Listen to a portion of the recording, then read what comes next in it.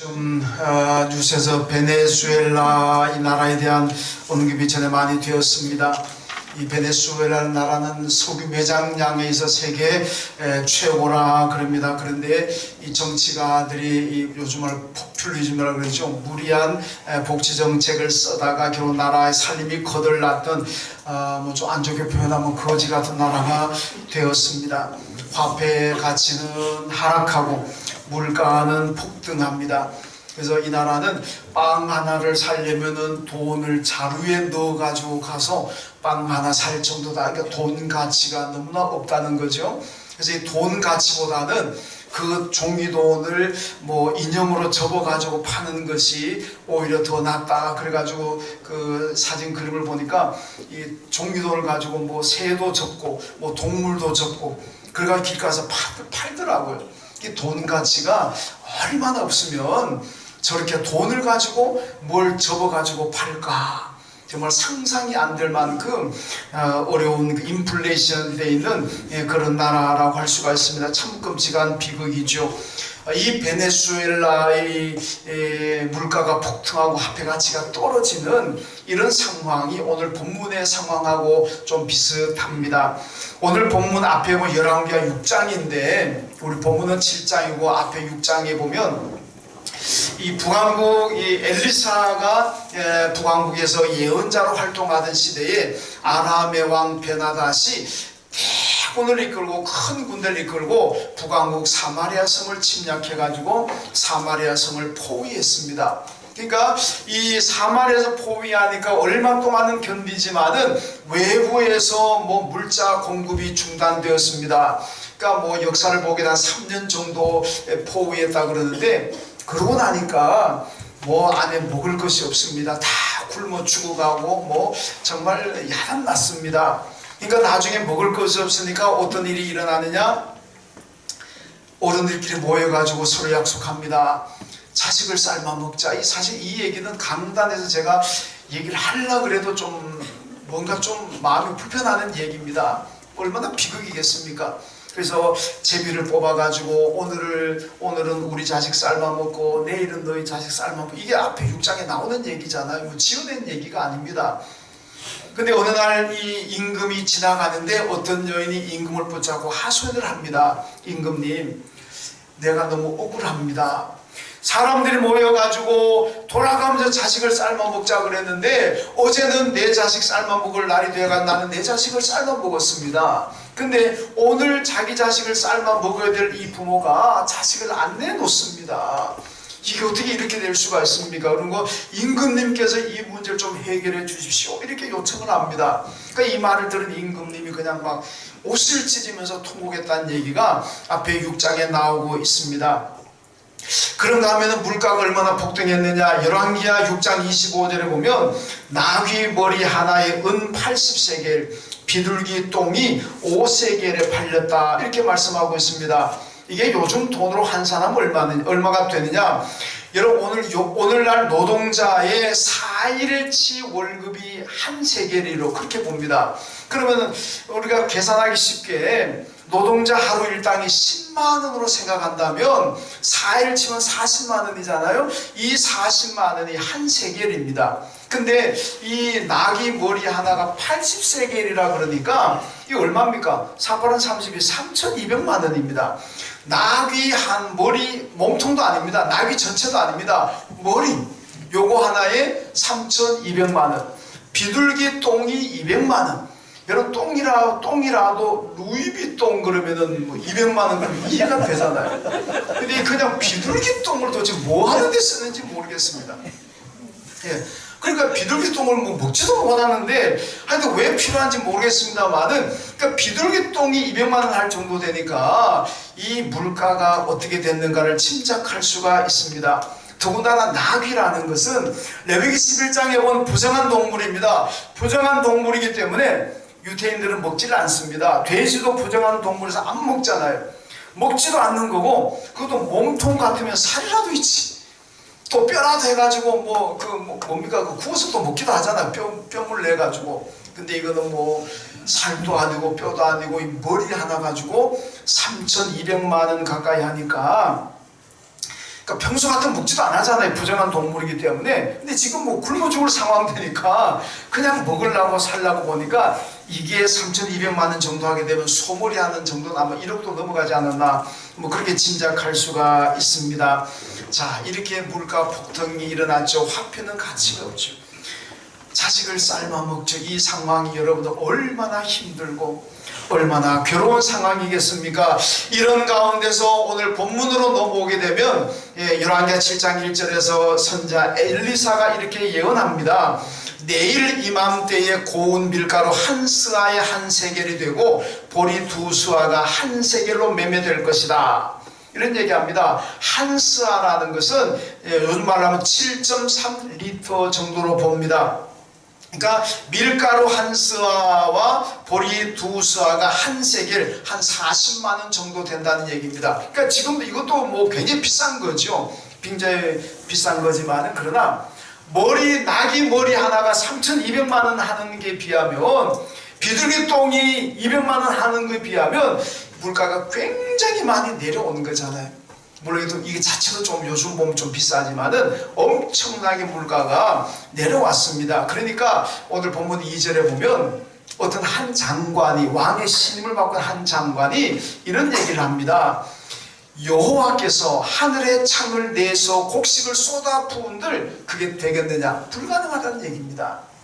여러분, 엘리사는 내일 이맘때가 되면 폭등한 물가가 확 내려올 것이고 백성들이 먹을 것이라, 먹을 양식이 생긴다는 겁니다. 근데 이 한 장관은 어림도 없는 소리 아니고 누구한테 사기치냐? 하늘에서, 하늘 창고가 열어가지고 하나님께서 하늘에서 곡식을 쏟아부은들 그게 되겠느냐? 가당추다는 얘기하지 말고 백성한테 사기치지 말아라. 하나님의 역사를 부정하고 엘리사의 선포를 부정하고 말았습니다. 여러분, 그러니까 엘리사가 그 장관에게 한 얘기를 합니다. 너는 내일 그것을 보게 될 것이다. 그러나 너는 먹지 못하고 죽을 것이다. 그렇게 예언했습니다. 왜? 하나님의 능력, 하나님의 역사를 제한해버리잖아요. 하나님이 못하는 게 뭐가 있겠습니까? 하나님은 다 하십니다. 그런데 안 된다. 하나님께서 하신다. 그런데도 불구하고 안 된다. 절대로 불가능하다. 그러니까 엘리사가 예언하기를 당신은 내일 이맘때 그것을 볼 것이고 보기만 하고 먹지는 못하고 당신은 죽을 것이다. 그랬습니다. 여러분, 물론 이제 오늘 본문 뒤로 가게 되면은 엘리사의 예언대로 이 장관은 죽습니다. 보기는 보고 먹지는 못하고 죽는 일이 벌어지게 됩니다. 자, 이런 끔찍한 이 상황을 하나님께서 어떻게 해결하셨느냐? 해결은요, 대단한 사람을 통해서 해결한 거 아닙니다. 무슨 그 당시에 영웅혹을, 대단한 어떤 정치력인 힘이 있고 대단한 뭐 부를 가지고 있고 대단한 지식을 가지고 있고 이름만 대해도 다 온 국민이 알 수 있는 그런 사람을 통해서 해결하지 않으셨습니다. 어떤 사람이냐? 오늘 본문에 나오죠. 나병 환자 4사람, 문둥병자 4사람을 통해서 하나님이 해결하십니다. 이 문둥병자 4사람은 성 밖에 와 있습니다. 이 사람들은 성 안에 못 들어갑니다. 성 안에 들어가면 문둥병자가 감이 들어왔다고 돌 맞아 죽습니다. 그러니까 성 안에는 못 들어가고 성 밖에 있습니다. 왜 성 밖에 와 있습니까? 먹을 것이 없으니까 성 밖에 와 있으면 혹시 성 안에 있는 가족이 나를 불쌍히 여겨가지고 먹을 것 던져줄까봐, 먹을 것 던져주면 그거 얻어먹고 그나마 살려고 성 밖에 와 있습니다. 그런데 뭐 얻어먹겠습니까? 성 안에도 지금 먹을 것이 없어가지고 여러분 자식을 삶아 먹는 상황인데 어떻게 문둥병자에게 아무리 가족이지만 먹을 것을 던져줄 먹을 것이 어디 있습니까? 없습니다. 그러니까 이 4살의 문둥병자가 모여가지고 의논합니다. 야, 우리가 어차피 죽는다. 어차피 우리 안에 들어가면은 돌에 맞아 죽고 여기 가만히 있으면은 굶어 죽고 이래도 죽고 저래도 죽는데 까짓 거 한번 죽기를 각오하고 아람진영으로 가보자. 저 아람진영에 가가지고 혹시 빵이라도 하나 달라 그러면 저 사람들이 우리를 불쌍히 여겨가지고 줄 줄 누가 알겠느냐. 우리 불쌍히 생각해가지고 주면 감사하고 안 주고 때려 죽이면은 그냥 죽는 거고 이래 죽으나 저래 죽으나 죽으니까 그냥 한번 가서 하소연을 한번 해보자. 그리고 아람 진영으로 갑니다. 여러분, 네 사람의 문둥병자, 아무도 병이 걸려가지고 힘도 없습니다. 뭐 며칠을 굶었기 때문에 무슨 힘이 있겠습니까? 그 발자국 소리가 뭐 대단하겠습니까? 그런데요, 오늘 본문 봤잖아요. 아람 군대가 특히 이 네 사람의 문둥병자 오는 발걸음이 수십만의 대군이 오는 발자국 소리로 하나님이 듣게 만들어 버렸습니다. 이 사람 뭐라는가? 해 사람들한테서 용병을 구해오고 애굽 사람한테서 용병을 구해와가지고 이스라엘이 드디어 수십만 대군들이 끌고 우리를 치러 오는구나. 소리를 그렇게 소리 듣게 만들었습니다. 여러분, 사사기에 보면요, 기드온 군대가 미디안 물리칠 때 그러잖아요. 300명인데 그들이 항아리를 가지고 횃불을 들고 나팔을 불고 가는데 이 미디안이 듣기에는 수십만의 대군의 소리를 듣게 만들어 버렸습니다. 하나님 그렇게 만들었어요. 그러니까 미디안 군대가 우와, 수십만의 대군이 몰려오는구나, 혼비백산에서 도망가 버리죠. 네 사람의 문둥병자의 힘없는 발자국 소리지만은 하나님께서 아람 군대에게 수십만의 대군의 말바구 소리로 듣게 만들어 버렸습니다. 그러니까 이 아람 군대가 혼비백산하고 뭐 먹을 것 챙길 겨를도 없이, 금과 은도 오늘 있잖아요. 금과 은도 챙길 겨를도 없이 걸어만 나살려고 다 도망가 버렸습니다. 그리고 네 사람 문둥병자 거기 도착해 보니까 군대는 아무도 없고 먹을 것과 금과 은과 말과 나귀가 풍성히 들어가죠. 그래서 자기들도 먹고 살았고 자기 나라도 먹고 살고 구원했다. 그 얘기가 오늘 본문의 얘기입니다. 여러분, 본문이 주는 메시지가 무엇입니까? 먼저는요, 하나님의 말씀은 그대로 이루어진다는 걸 보여주고 있습니다. 하나님의 말씀은 거짓이 없습니다. 하나님의 말씀은 안 이루어지는 것이 없습니다. 오늘 본문이 뭐 길어가지고 읽진 않았습니다만 뒤에 가면 16절에 보니까 고운 밀가루 한 스아에 한 세겔이 되고 보리 두 수아가 한 세겔이 되니 여호와의 말씀과 같이 되었더라. 그렇게 말씀하잖아요. 그 전날 엘리사가 이미 예언을 했습니다. 이 예언을 했더니 한 장관과 절대로 그렇게 되지 않습니다. 하늘의 창을 연들 어떻게 그렇게 되겠냐 그랬는데 16절에 뭐라 그러니까 그대로 되었다. 여호와의 말씀과 같이 되었다. 그리고 20절에 가면 그의 장관에게 그대로 이루어졌으니 곧 백성이 성문에서 그를 밟음에 죽으니라. 그렇게 말씀합니다. 하나님의 역사를 제안하고 하나님의 역사를 우습게 알고 조롱했던 이 한 장관은 엘리사가 그 전날 예언한 대로 보기는 보았으되 먹지는 못하고 그대로 죽었습니다.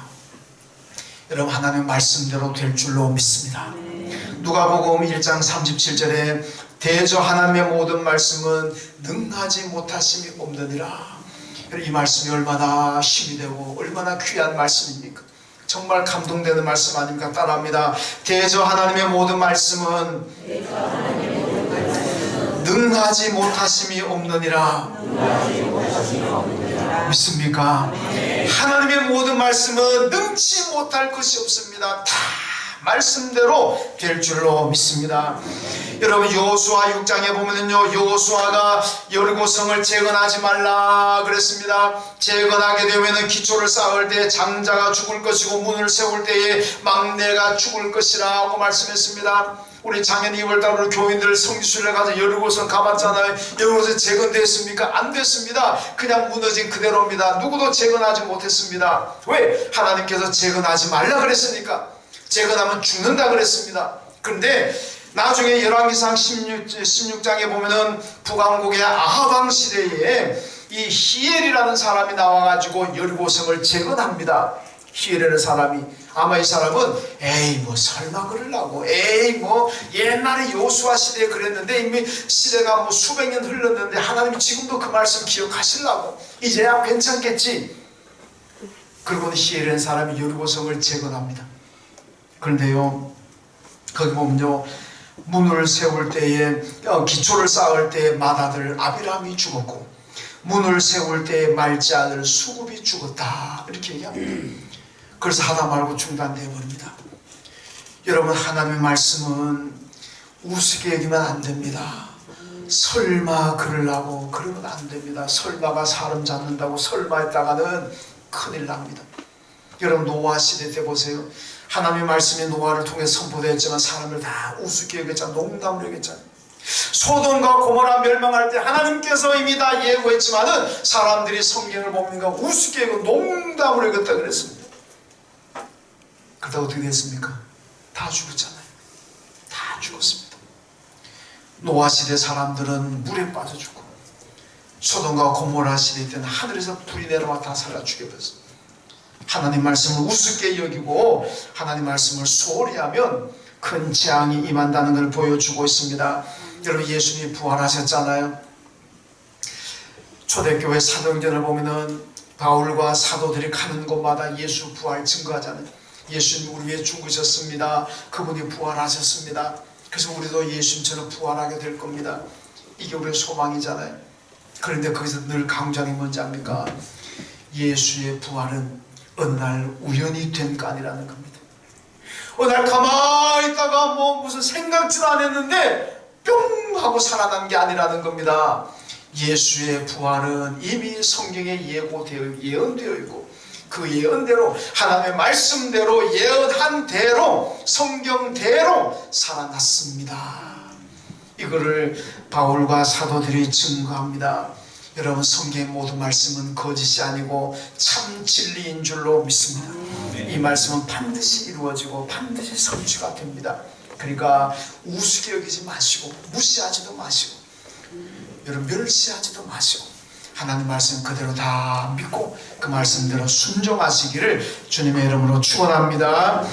그 다음에 두 번째 하나는 문둥병자는 죽기를 각오했습니다. 그랬더니 살더라는 겁니다. 죽기를 각오하니까 살았습니다. 성 안에 들어가면 돌에 맞아 죽습니다. 밖에 있으면 굶어 죽습니다. 그러니까 아람 진영으로 가자. 혹시나 살려주실지 어떻게 아나. 죽기를 각오하고 아람 진영으로 갔습니다. 그랬더니 살았습니다. 예수님께서 썩는 미랄 비유를 말씀하잖아요. 그 비유에서 주님 우리에게 준 메시지가 뭡니까? 살려고 하면 죽을 것이고 죽으려고 하면 산다는 거 아닙니까?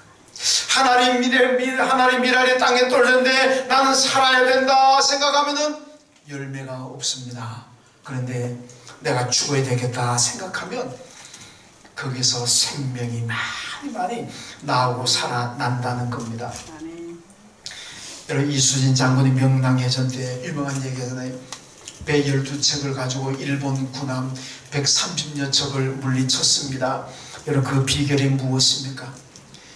필생즉사, 필사즉생. 잘 알잖아요.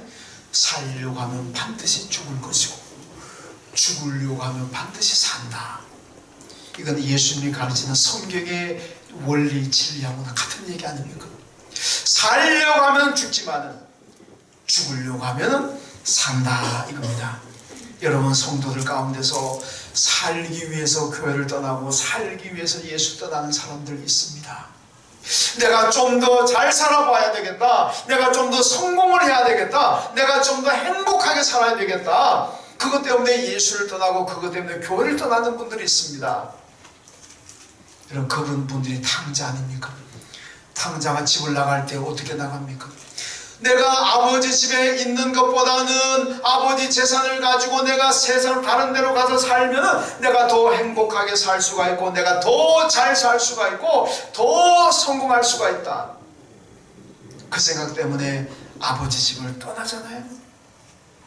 그런데 아버지 집 떠나서 자기 생각대로 되었습니까? 더 잘 살고 더 행복하고 더 성공했습니까? 아니잖아요. 망했습니다. 망한 것도 요즘 말로 쫄딱 망했습니다.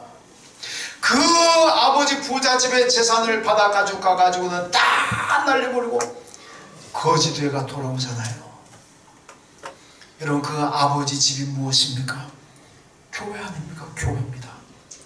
사람들 가운데는 교회를 떠나고 예수를 떠나면은 잘 먹고 잘 살 것 같아 가지고 떠나지만은 그의 운명은 탕자와 같이 되는 거예요. 결국은 다 쫄딱 망하고 난 다음에 아버지 집을 그리워하고 예수를 그리워하고 그때 돌아오는 겁니다.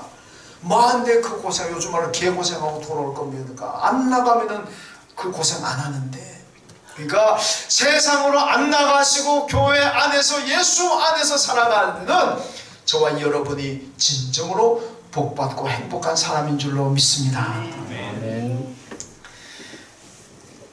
요한복음 10장에 예수님 그러잖아요. 예수의 목자의 음성을 듣고 양들이 우리 안에 들어오게 되면 목자가 밤새도록 그 우리 안에 있는 양을 지켜준다 그러잖아요. 아프면 치료해주고 배고파하면 먹을 것 갖다 주고 맹수가 오면 막아주고 우리 안에 있는 양들은 밤새도록 목자의 보호를 받습니다. 편안하게 지내는 거예요. 그런데 우리 안에 들어오지 않는 양은 밤에 맹수의 밥이 되기도 하고 사람들에게 붙잡혀 가가지고 먹을거리가 되기도 하고 아픔들 배고픔들 누가 거두어 줍니까? 아무것도 줍니다. 우리 안에 있는 양이 행복한 거죠. 그 우리가 어딥니까? 교회입니다. 우리는 교회입니다. 그래서 우리 안에 들어오는 양, 우리 안에 교회라는 이 우리 안에 들어와 있는 성도들은 목자가 되시는 우리 주님께서 늘 지켜주시고 보호해 주시고 치료해 주시고 위로해 주시고 소망을 주시고 복을 주실 줄로 믿습니다. 그러므로 우리 안에 있어야 되는 거예요. 여러분 예수 위해서 죽자고 생각하면 사는 거예요. 나는 살기 위해서 예수를 버려야 된다 생각하면 그게 죽음의 길이라는 겁니다. 바울이 뭐라 그럽니까? 나는 날마다 죽노라. 날마다 죽노라는 이 믿음 가지고 사니까 바울이 오히려 능력이 있잖아요. 항상 기뻐하라, 쉬지 말고 기도하라, 범사에 감사하라. 바울이 한 얘기겠잖아요. 바울이 얻어 터지고 감옥에 갇히고 죽을 고비를 넘기면서도 저걸 고백하는 거예요. 어떻게 저런 고백할 수 있는 게 그게 능력 아닙니까? 내 삶이 힘들고 어렵고 괴롭다고 해서 아이고 난 안 되는 거네 빌어먹을 아이고 내 팔자는 왜 이러나 그러면 능력이 없는 거예요. 내게 어떤 시련이 오고 어떤 환란이 와도 늘 기뻐하고 기도하고 감사하고 하나님을 찬양하고 소망 가지고 나간 사람은 와라 사탄아 와라 내가 물리쳐 줄게 그렇게 강하게 나가는 분들이 능력이라는 겁니다. 능력이 바울이 그런 능력을 받았다는 겁니다. 희생하는 성도들로 인해서 교회가 살 수가 있고 희생하는 가족으로 인해서 가정이 살 수가 있고 희생하는 국민들로 인해서 나라가 사는 거예요. 여러분 왜 우리나라가 맨날 이렇게 시끄럽습니까? 누구도 희생하지 않으려고 그런 거예요. 나는 조금도 손해보지 않겠다. 손해보려면 네가 손해봐라. 나는 손해 못 본다. 그러니까 맨날 싸우고 맨날 대결하고 여러분 어디든지 간에 나는 손해 못 본다. 나 희생하지 못한다. 그러면 가정도 맨날 싸우는 거예요. 왜 법정에 가고 왜 가족끼리 부모 자식 부부간에 원수가 됩니까? 난 희생 못하겠다는 거예요. 난 내 거는 조금도 손해 못 보겠다는 겁니다. 그러니까 맨날 싸우고 맨날 트러블하는 거예요. 야곱은 약봉강가에서 하나님께 죽음을 각오하고 달려들었습니다. 죽음을 각오하고 매달렸잖아요. 그러니까 하나님을 이겼다 축복받았다는 겁니다. 여러분 신앙생활에 목숨 걸면 하나님께서 복 주실 줄로 믿습니다. 신앙생활에 목숨을 거세요. 무엇보다도 주일 예배에 목숨을 거십시오. 여러분 신앙의 기본이 뭔지 압니까? 주일 예배 드리는 겁니다. 운동하는 선수들을 딱 훈련하는 거 운동 경기하는 거 사는데 뭐라 그럽니까? 아, 저 선수는 기본이 됐구나. 인생을 살아가는 사람들의 그 생각과 행동을 보면서 아, 저 사람은 인간됨의 기본이 됐구나 이렇게 얘기하잖아요. 그런데 아이고 저 선수는 열심히 하는데 기본이 안 돼 있다. 저 사람은 기본이 안 된 사람이다. 이거 낭패잖아요. 이거 낭패입니다. 여러분 신앙생활은 대단히 미안하지만은 주일 예배를 우습게 알고 주일 예배를 소홀히 하는 분들은요 미안하지만은 신앙생활의 기본이 안 된 겁니다. 신앙생활의 기본이 되어 있는 분들은 주일 성수입니다. 어떤 것보다도 주일 예배를 먼저 잘 드려야 됩니다. 이게 신앙생활의 기본입니다. 여러분 저는 목사가 되어서 복을 많이 받았습니다. 목사가 되어서 가장 받은 축복 안에 가장 큰 복이 뭔지 아십니까? 일부에 답이 새 나갔습니까? 안 나갔습니까? 대단합니다. 여러분, 목사가 받는 축복 가운데 가장 큰 축복은 주일을 성수하는 겁니다. 왜? 주일날 아침에 부부끼리 기립받고 싸워도 주일날 예배 놓습니다. 그렇잖아요. 목사가 부부싸움했다가 교회 안 옵니까? 옵니다. 네. 여러분, 제가 예한교 19년 됐는데 해외에 나가지 않는 이상은 국내에 있으면서 주일 예배 한 번도 안 드린 적 없습니다.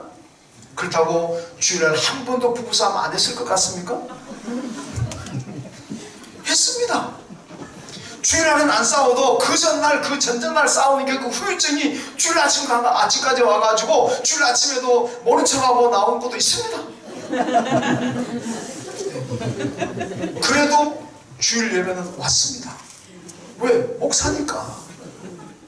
제가 만약에 목사가 아니었더라면 부부싸움하고 나면 성질 나가지고 교회 안 왔을 수도 있을 거 아닙니까? 에이, 오늘은 도저히 내가 예배 드릴 기분이 아니다.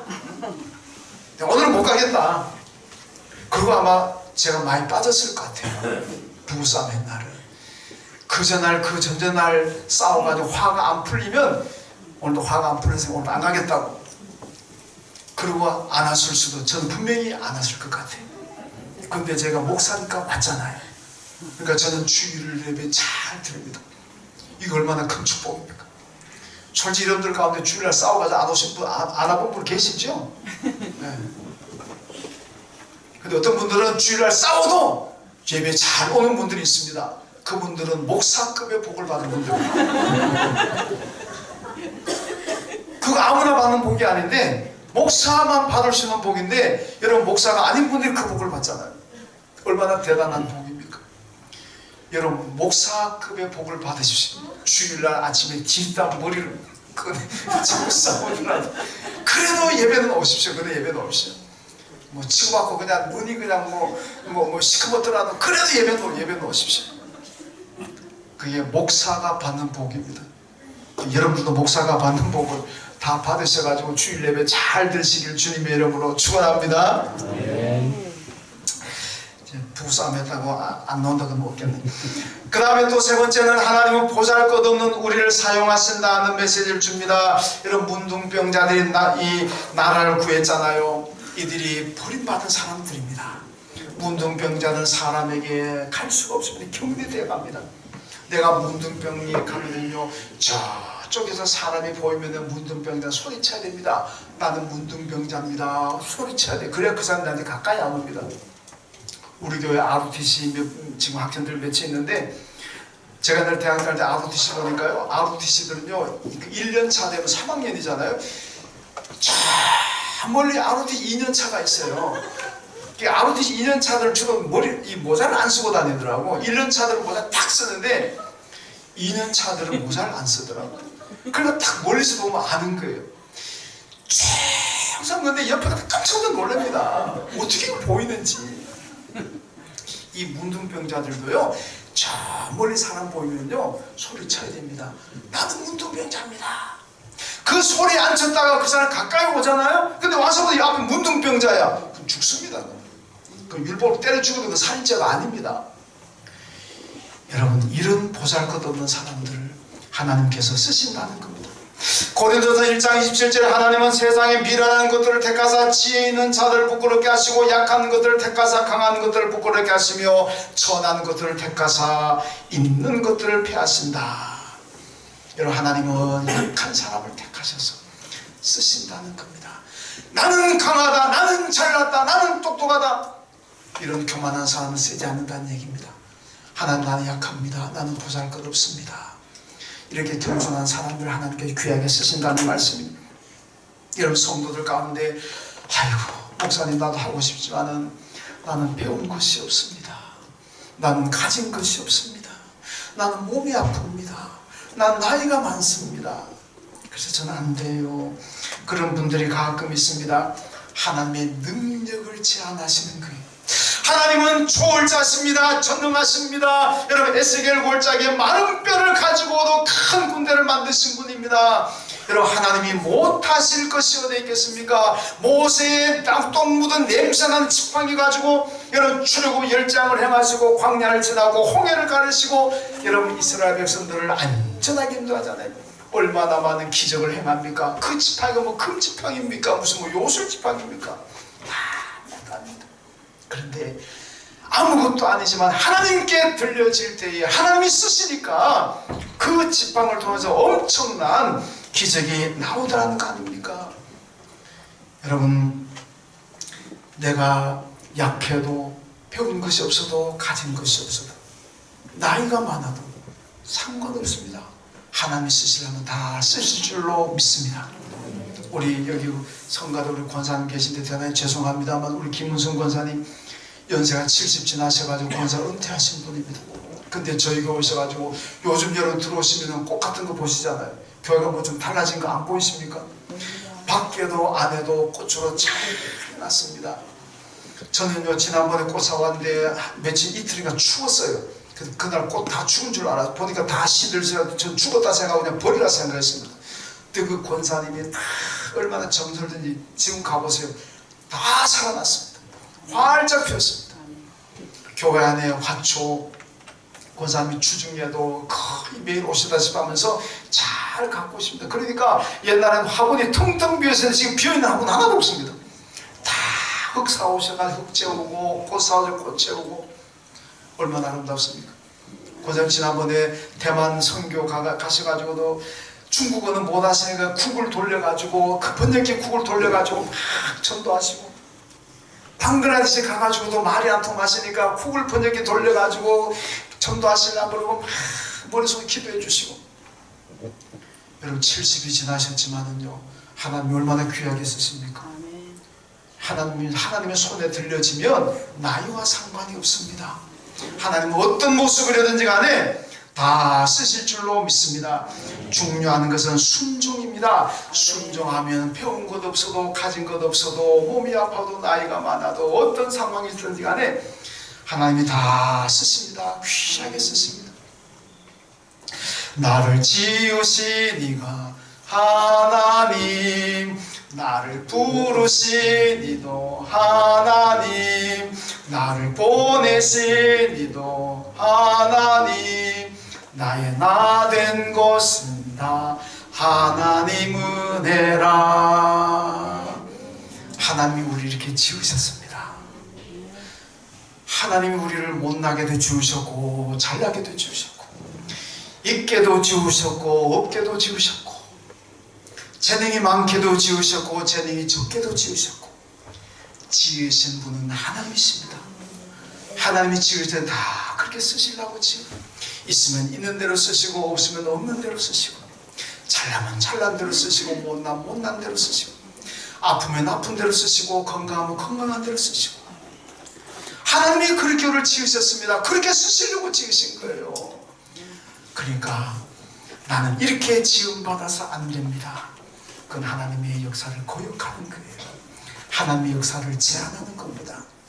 하나님 우리를 지으신 분이 하나님이시기 때문에 내가 어떤 모습으로 있든지 간에 어떤 상황이 있든지 간에 하나님은 우리를 지으신 바 되로 쓰실 줄로 믿습니다.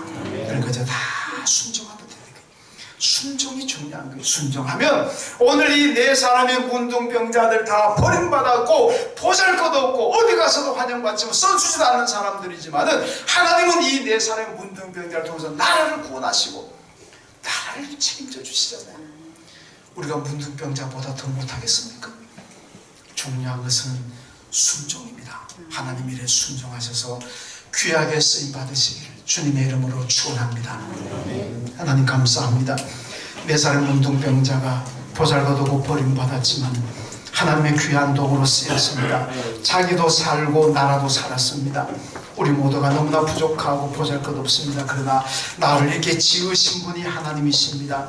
지으신 바대로 순종함으로 하나님께 쓰임받는 우리 모두가 다 되게 하여 주옵소서. 예수님의 이름으로 기도하옵나이다. 아멘.